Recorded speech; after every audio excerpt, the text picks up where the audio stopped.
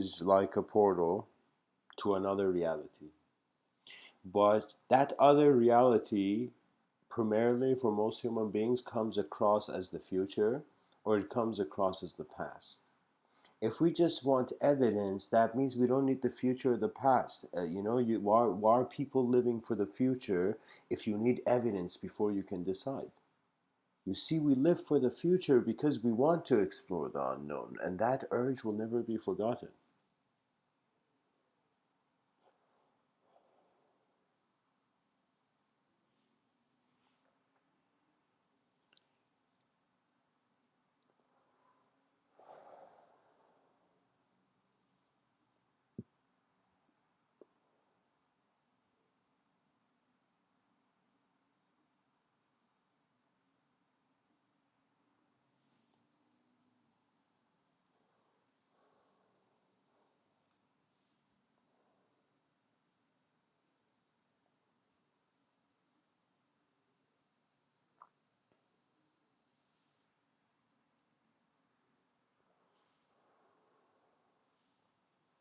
The reality of imagination is that it is pretty much like it is pretty much like from a solid existence, you go to a liquid existence, to a liquid state of being, and then you suddenly find a new way you can solidify. So you are in some sense using the internal space of your being to reshift how things are being done, because how you're being is suggesting how the world is being. If you have hatred in your heart, you will look at the skies and you will be like, world, do you hate me? You know, you'll doubt the love that could be. And so we have to be playful. I see no other way, or it will be destructive. You have to be playful with not only just mystical practice, but also with the seriousness of survival.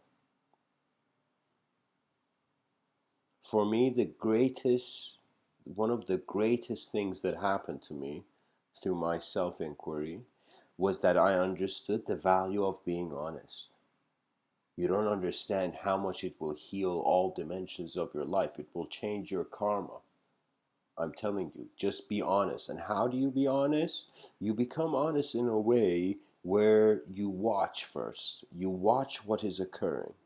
And you don't define it based on what you think is pleasant. You see what it actually is. You confront it. And as you confront it, the world opens.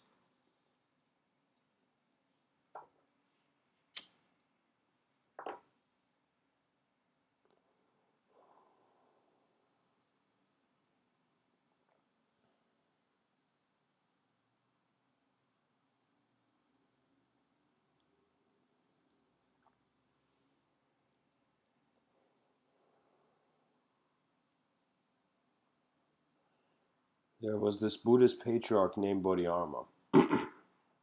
He was meditating, long story short, he fought with the emperor of the land and started meditating on the corner of the castle, like some next level stuff. You know? And what Bodhidharma did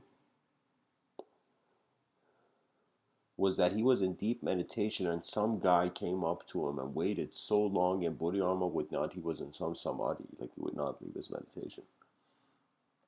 And so what happens is this guy waits until suddenly Bodhidharma is awakened, and this dude constantly asks Bodhidharma to help him, but Bodhidharma doesn't acknowledge him, as if he's just, there's no difference between this living person and his own mind, you know.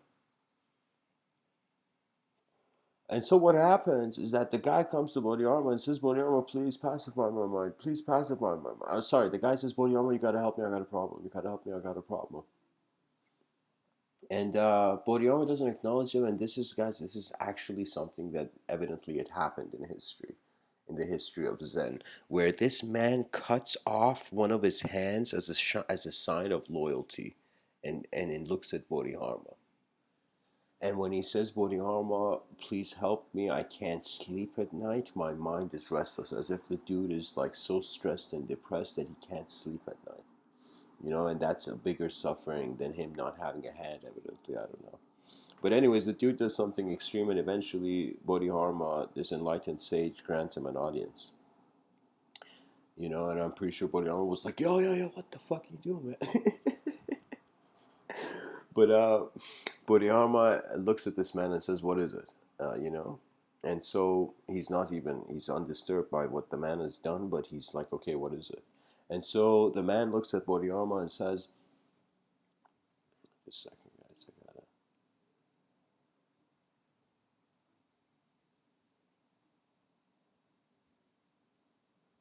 find the right tune here.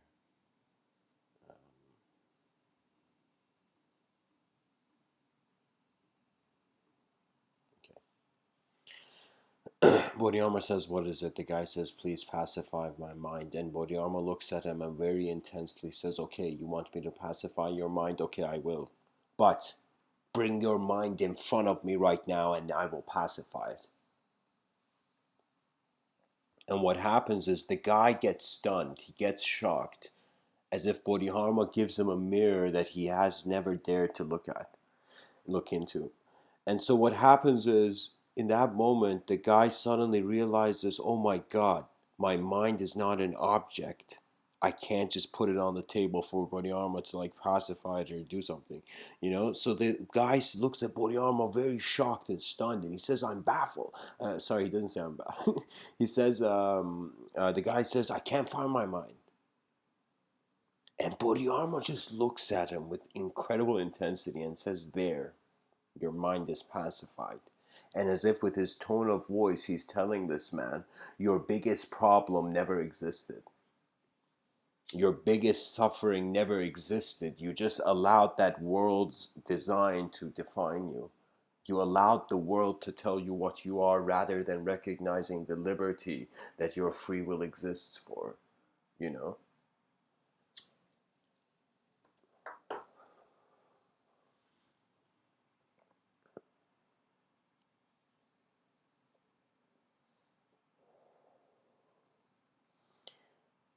In ancient times, people such as Socrates, Plato, and many philosophers and many unique people throughout history, they have acknowledged the logos. The logos was this ancient Greek concept that what was knowledge was a sort of inner collective movement within all beings, as if it was the inspiration of the logos, this inner guiding voice that shifted the ego into a sort of dynamic revelation.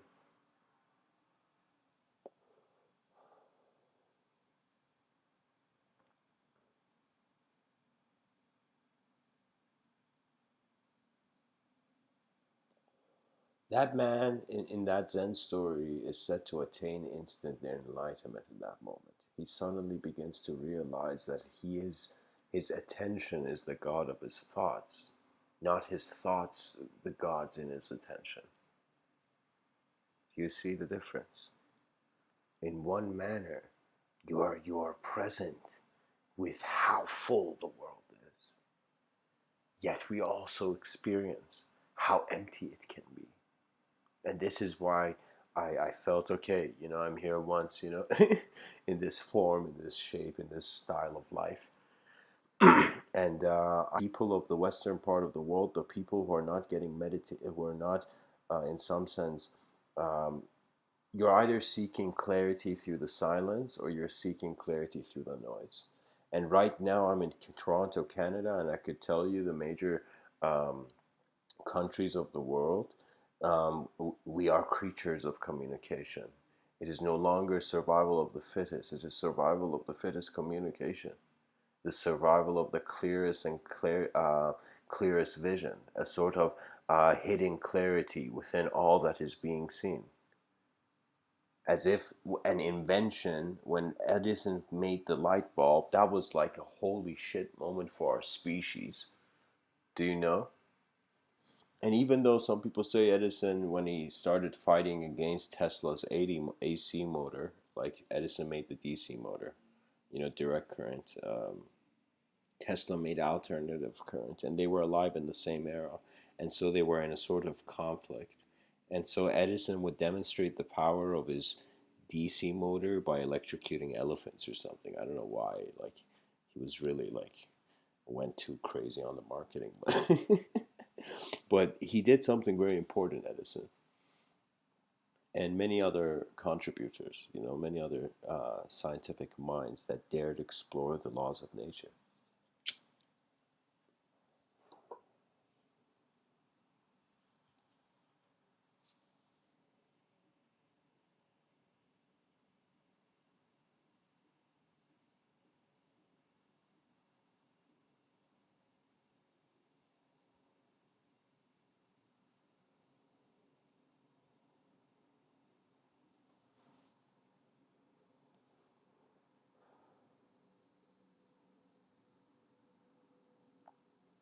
So now I'm going to say something very fascinating, and I'm going to say it very boldly. This is a potential way I could see that our civilization is going to evolve to this point. It's going to evolve to a point where it's going to suddenly see this child that just becomes animated, becomes this child awakens, eyes open up to the world. These eyes begin slowly being sculpted by the environment, by what is happening with it. And when somebody sees the dimensions that others in, they immediately recalibrate. That means when you see somebody doing something smarter, you readjust your approach. Do you see? And what that means is that you can approach things in many ways. And what has knowledge been but the many approaches of people and throughout history to the world, you know? And so this person, this child enters this world, and eventually through the experiences that it accumulates consciously during its waking state, or maybe even during its dream states, it begins reshaping its life. And as its life begins to be reshaped, it first has to, oh, this is every child's task, to overcome the challenge of the weight of the world that you conceive and the actual weight of the world. There are moments that we need to hustle. You know, it doesn't matter if you're spiritual or not. You gotta in some sense contribute to the living world. And once our species takes its hands out of its pocket, it begins to have a dynamic buildup of hope. This child who is so convinced by the world that it is something and it has to be something, eventually discovers its free will. Eventually understands that you are in this life to be you, but it doesn't mean don't listen to people, and it doesn't mean you have to only listen to people. You are free. This is what Mr. Within is trying to get across.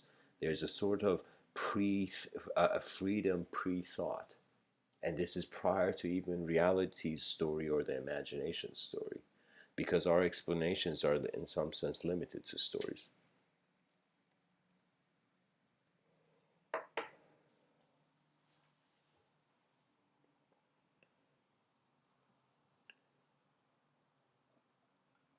Now, as the child enters the state where it understands its free will, that's when innocence in some sense metamorphosizes into maturity.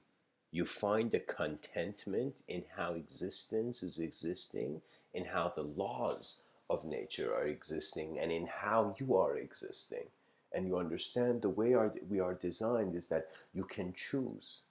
Internally, you can travel the world in many ways, and you can recreate the world in many ways, but externally, enjoy the room that you're in. Matter um,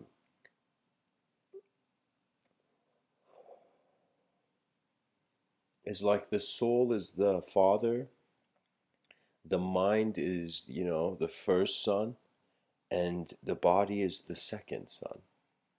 And so the second son is very blessed because the second son can see two.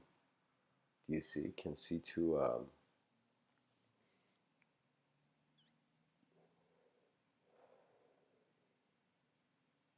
How do I tell you? The son has two role models, the youngest son. And so these are metaphors: body, mind, soul. So your body has the mind to contemplate and has the mysteries of the soul to contemplate. You begin to see, what does the middle brother have? The middle brother has an incredible responsibility because it has to, in some sense, take care of the younger brother, but also take care of the father.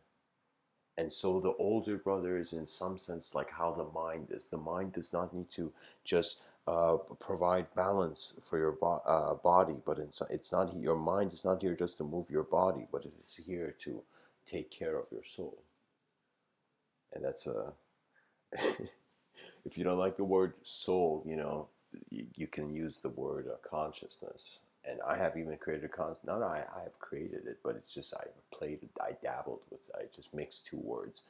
I call it solar consciousness, SOULAR, which is a kind of reference to both the word SOLAR and the word SOL. You see?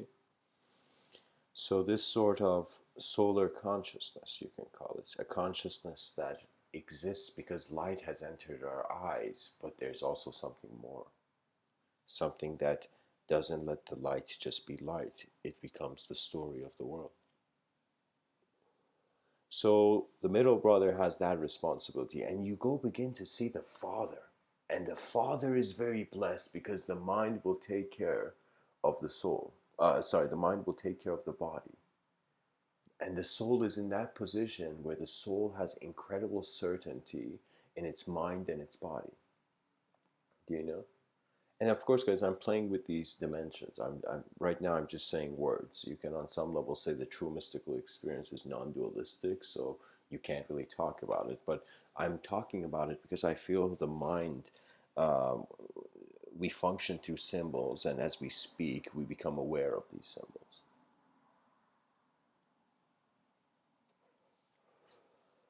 This is why every conversation can be enlightening. And this is why there's this ancient quote that says, everybody knows something you don't. That pretty much means the world's your teacher. What else can teach you?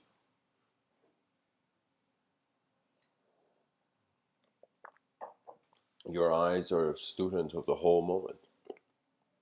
So now I'm going to get back to this kind of progression of evolution.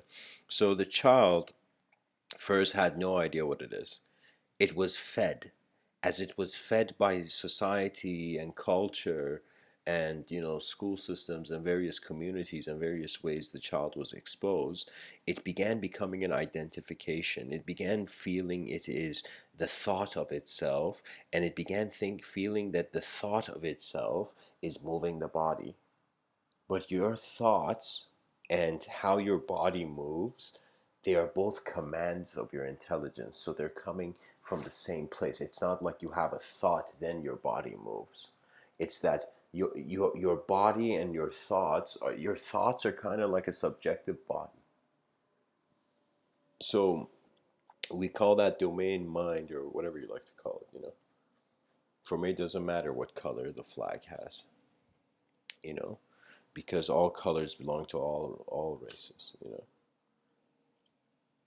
Racism never exists in the artistic mind. You know why? You know why many artists cannot be? And those who are, they're not truly artists. Let me tell you why. Because the artist has to allow for the new to enter. And those people who are violent and cruel, they're afraid of that violent thug has to express its violence externally in order to prove to itself that it is strong or whatever. There's never a reason to disturb life. And that's what violence is. It's a disturbance. And I'll tell you, that moment where I think many students can relate, where the library is silent, in that silence, you have concentration.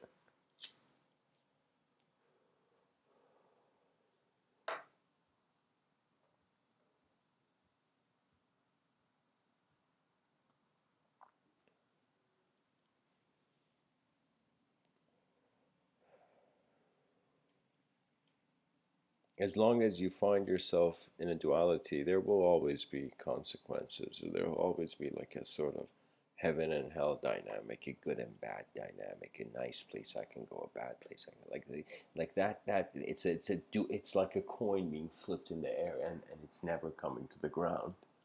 You know, it's like this endless change of two sides of the same spectrum. So now this is what I consider to be, before there was ever an external renaissance, there was an internal renaissance. And what I consider to be a renaissance, or the way I see it, it is a sort of movement of a community in the recognition that members of that community have given themselves such a freedom that it's as if when I remember as a kid, you know, uh, I went to the Louvre, and the Vatican, and I saw Michelangelo's work, you know. And this is when I was very young. For some reason, my parents decided to travel the world before I was, you know, you know, taking young kids on a trip is like wasting a trip if they can't be aware of the value of where they are. So, anyways, but I do have certain memories, and so Michelangelo has this quote where that says, "I saw the angel in the stone and I set it free." He saw a freedom. He saw a world he could make happen, and he did. And that is pretty much the task of people. You're here on this earth not to per se listen to instructions from outside of you. You're here in this life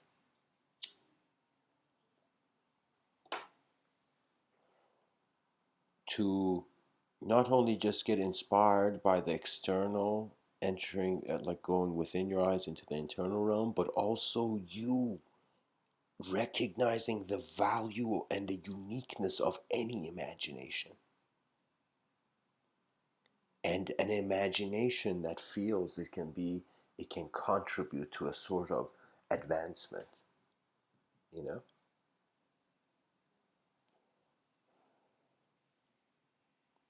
If you don't value yourself, you probably don't care for anything. But if you value yourself, you value that the same intensity every other being.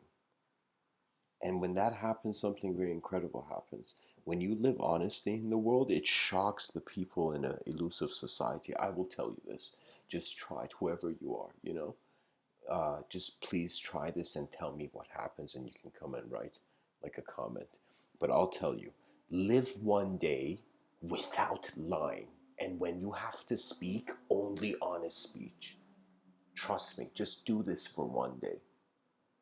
Just live one day without any sort of lie. Do you know? And it could be anything. It could be like, you being confronted by your boss, by your family members, but whatever happens, just say the truth and see what happens. And you will see, not only you will be guilt free, but you will see the moment in a very elegant way.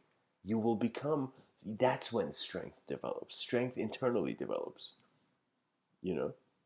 And this is what I did not understood when I was younger, especially when I was younger. Like, I was so shy, I was so introverted, but in my introversion, behind my eyes, I was still trying to be cool. It's as if like it was as if I was in my own room, a king, but outside I was just part of the silence.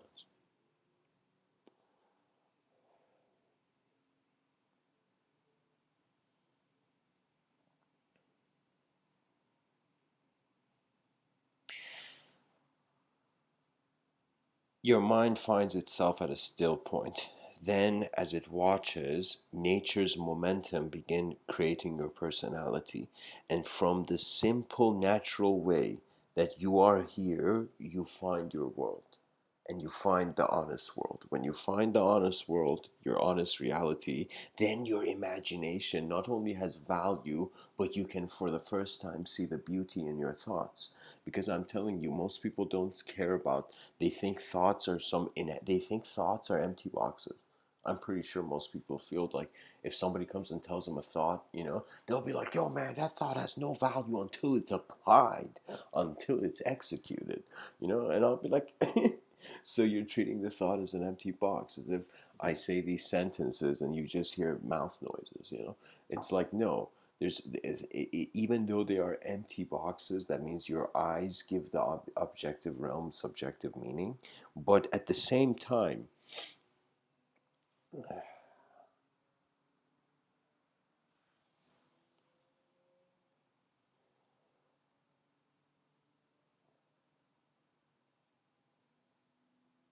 when one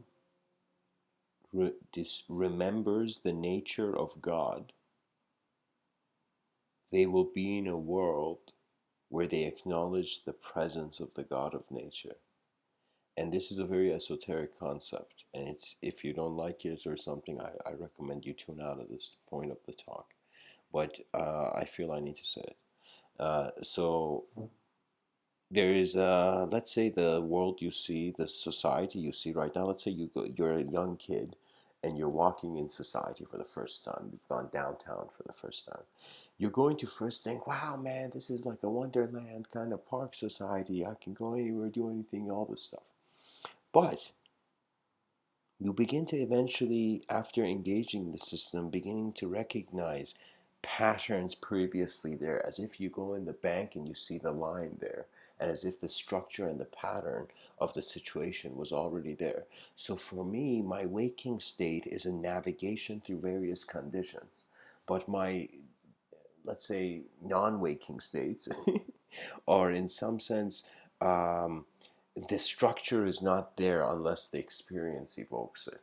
That means I don't consider any the abstract spiritual notion of like angels, in some sense gods, or I do consider the world intelligent. I consider this world to be alive, but I'm saying I don't use images unless it's necessary, because if you get too obsessed with the imagery of the mind, you will also be led astray. Same way that if you get too obsessed with the language symbology of the mind.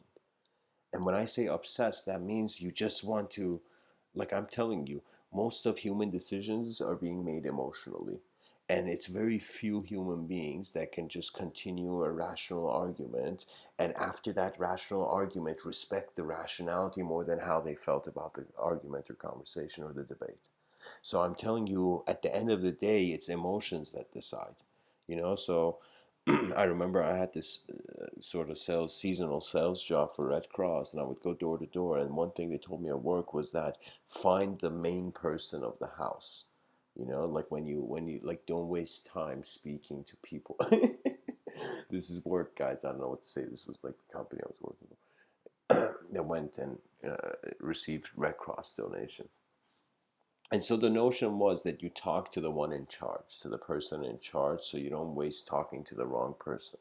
And so the whole notion was that regardless of how logical and rational you give an argument to a person, we are emotional creatures because our emotions include our imagination. That means you can say reality can be said to just be the observable universe, but our emotions seem to have a bigger spectrum where it's imagination plus reality equals emotion, because in some sense they think in their past they never were, so why did it happen? And the biggest problem of misfortune is that you're misinterpreting fortune.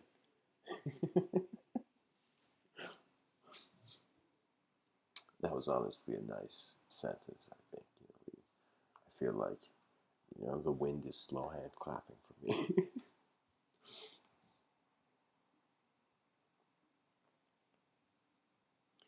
So I'm going to go a bit further into this.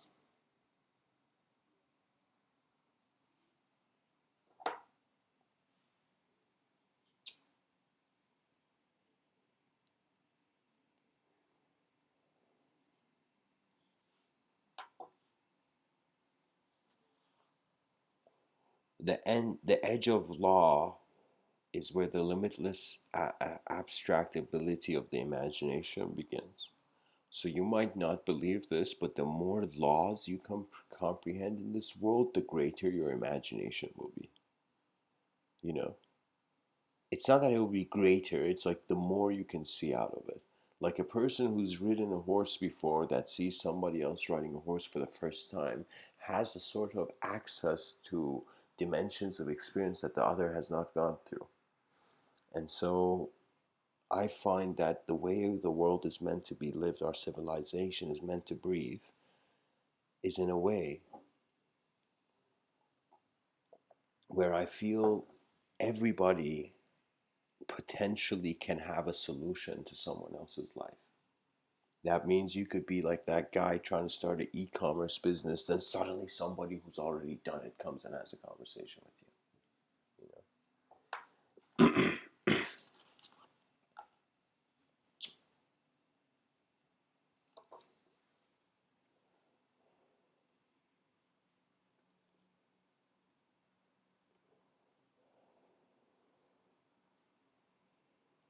For me, I very playfully have certain thought experiments where I wonder if a meteor was about to hit Earth and it was my last moment in existence as an existential phenomenon in the observable universe. Um, how would I approach it? What would I do if a meteor, if the end had arrived? And I realized I would look at the realms of my honor. I look at what I had acknowledged so far. And I would, in some sense, how do I say it? Like, I've had various images, various visions of this, but I would pretty much, I would sit down and I would put my hand on the earth and I would thank it for being here. And that's that's it. That's how I think I will leave this existence. I will thank this world because it gave my eyes itself.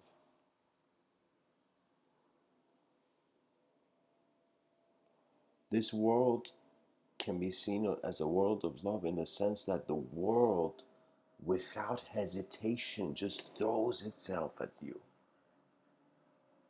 The world is constantly giving itself to your sensory perceptions poetically.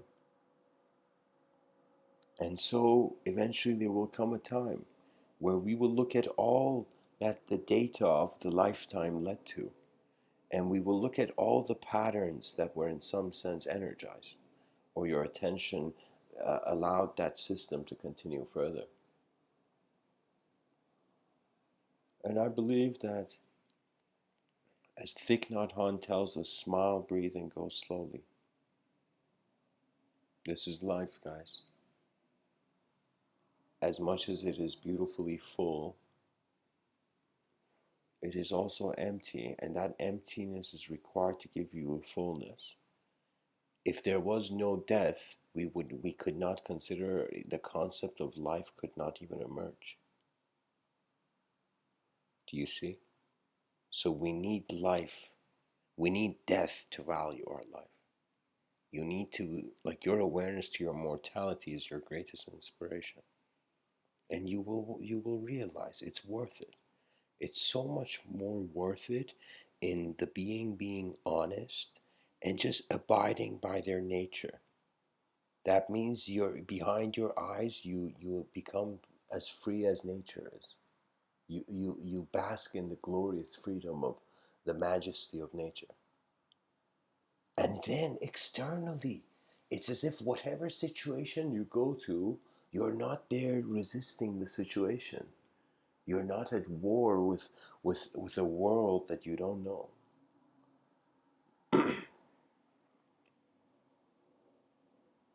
There's this quote, and I don't know if its roots are Islamic or Indian, but or Cherokee, but the quote says something like, "When you are born, the world, you cry, and the world smiles and laughs gracefully." As if you cry, but the world is happy that you're here. And then the saying goes and says, when you die, you smile and laugh gracefully, and the world cries. The world cries for losing its creation. This is why I sometimes go and touch trees, and I'm not touching the tree. I recognize I'm just acknowledging the presence of our planet. And on a pebble in space, protected with a bubble, that is where we find ourselves. On the greatest rock in this solar system that found a way to acknowledge itself. We are the mind of the planet. We are a sort of cosmic pattern in various variations.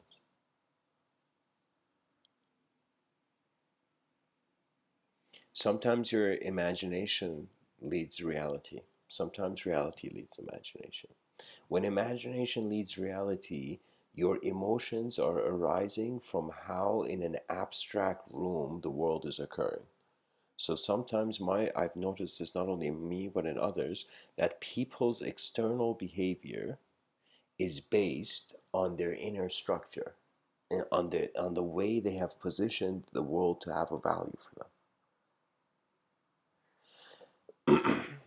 I've had moments where I've held the pen. I like writing old school, on paper, Imagine like the children, the future generations, we say, somebody talks about paper and they're like, man, people are still using paper to write? How ancient and uncivilized.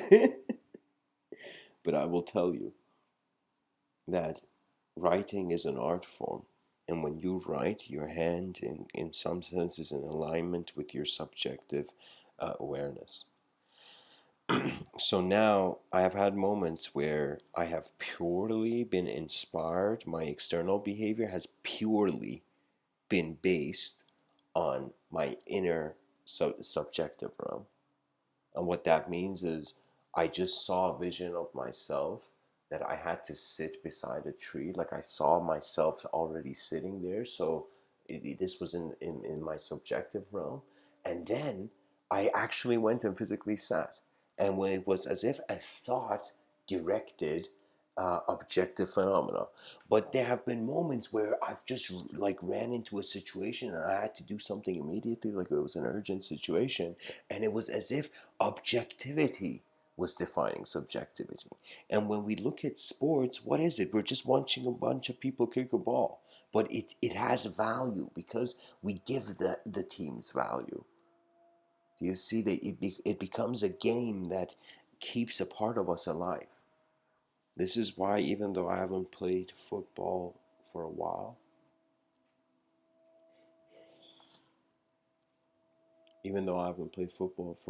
but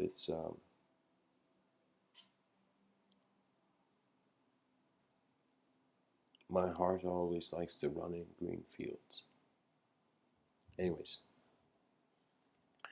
as you study yourself, your intelligence unlocks to you. Give yourself the permission to see yourself in new ways and with new values.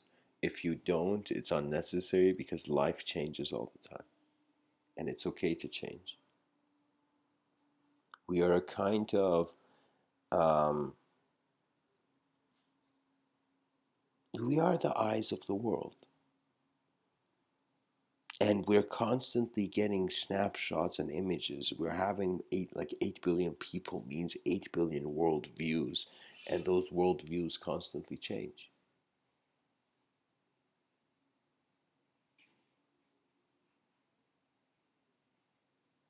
Freedom is an ultimate resolution of the clarity within, that once you truly go within, you are accepting your whole moment. That's what I mean by within. I don't mean go within your body, like that's not possible. So thanks for listening, guys. I feel like I need to share a story. I'm just trying to think which story to share. Here, I'll share this story. There was this guru. This is a Vedic story. This yogi, like enlightened yogi, and he tells one of his disciples. He gives him like a bucket of water, and he's like, "Go get water for everybody." And so the disciple goes.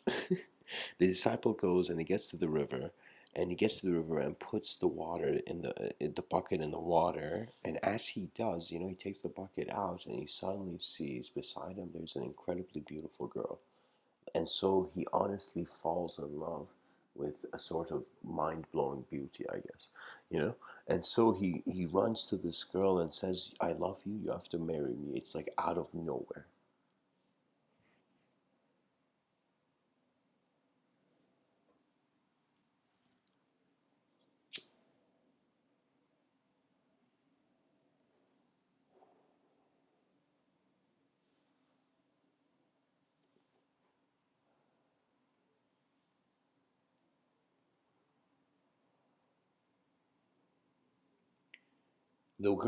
the very beautiful girl, looks at the yogi, the guy, the disciple, and she's, I guess, back in the day, the culture was women were very housed. They were really not per se allowed to go outside that much, I think. Yeah, I'm pretty sure. And because the world was a more savage place and fathers had to protect their daughters.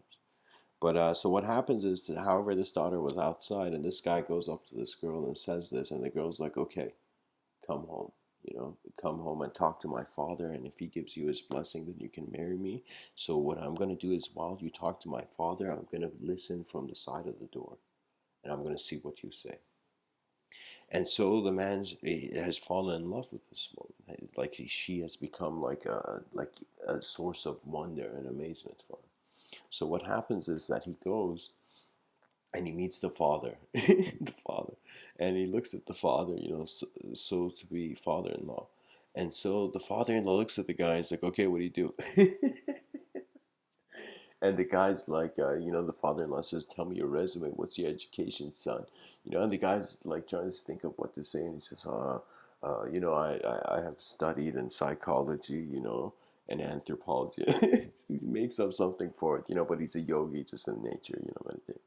So, anyways, the father-in-law kind of sees something unique about this person, and not only is he impressed by the courage of him to ask, but at the same time he's impressed by how much that disciple has found a sort of inner peace, and you don't really recognize how much inner peace you've achieved unless you're challenged. So don't be afraid of life's challenges. They're your feedback. Failure is feedback. It can't be anything else.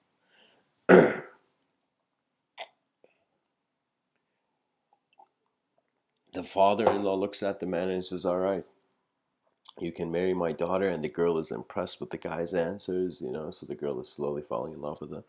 And so what happens is that the father says, you can, but only on one condition. You will never leave this village, and you will stay here as my son-in-law.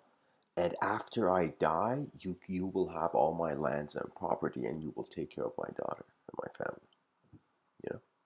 And the man, the disciple, is so in love with this woman, you know, that he says, "Yeah, let's do it."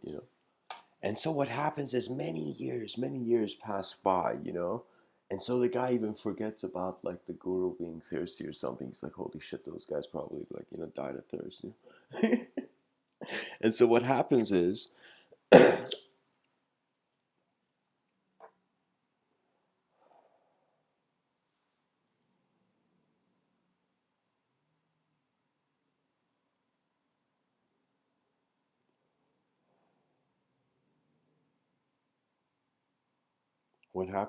that many years go by, the father-in-law passes away, and he becomes the most wealthiest, landowner in the village, and people love him because he seems to be a wise man and whatnot. And so he suddenly has two kids, a daughter and a younger son, and one day, him and his family, his beautiful family, and he's having this very luxurious, beautiful life. Him and his family are on top of a hill, and the kids are playing on top of this hill. And something shocking happens. The man suddenly begins looking at something from the distance, and he's like, "What is that?" And he begins to see the unthinkable. A nightmare is approaching. A tsunami, waves of water are destroying the village.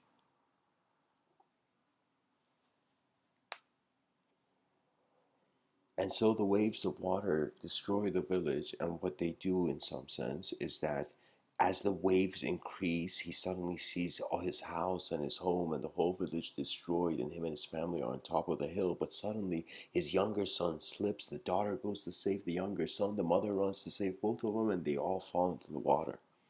And so this man is shocked. His life has been broken in front of him.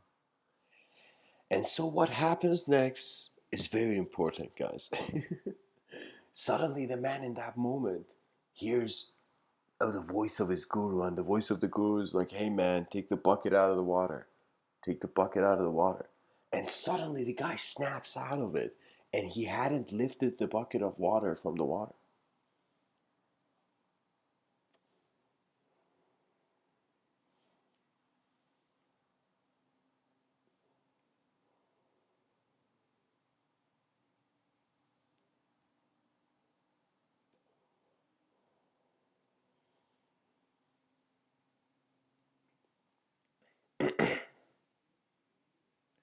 And so the guru tells him, he lifts it up, and the guru looks at him, and the guy suddenly realizes in one instant he experienced a life. He experienced kids.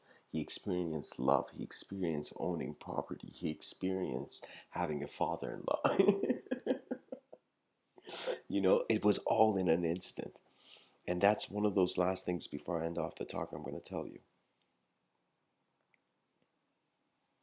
That in an instant, the world is here. And for your mind and imagination, there's an instantaneous ability. I tell you, visualize right now, you know, a hoverboard, your mind can visualize it instantaneous. That means communication evokes worlds behind people's eyes. And that is why dialogue in movies are so powerful. Or they can be, at least. Thanks for listening. Um, and guys, I will tell you this. I will always appreciate honest feedback.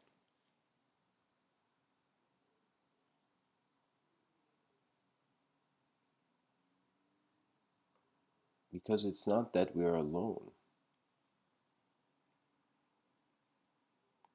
It's that we are in a world of 8 billion possibilities, opportunities. We have to create a better world. If we don't like the one we're in, what else can we do? Our ancestors wanted to do something, they built tools. We want to give ourselves freedom, clarity, and an ability to evolve into higher ways of being. And our civilization is our tool. So don't be a tool to the civilization.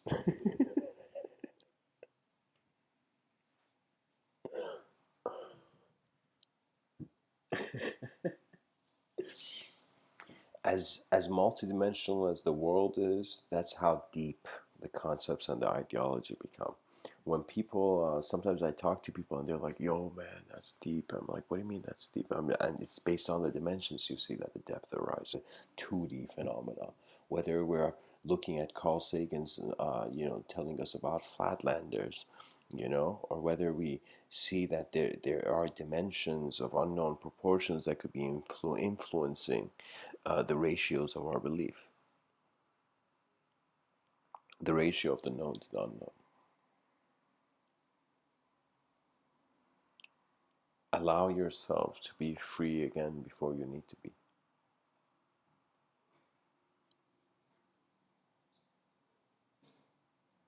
For when the eyes of wisdom open upon the world, there never were any broken souls. Much blessings and namaste.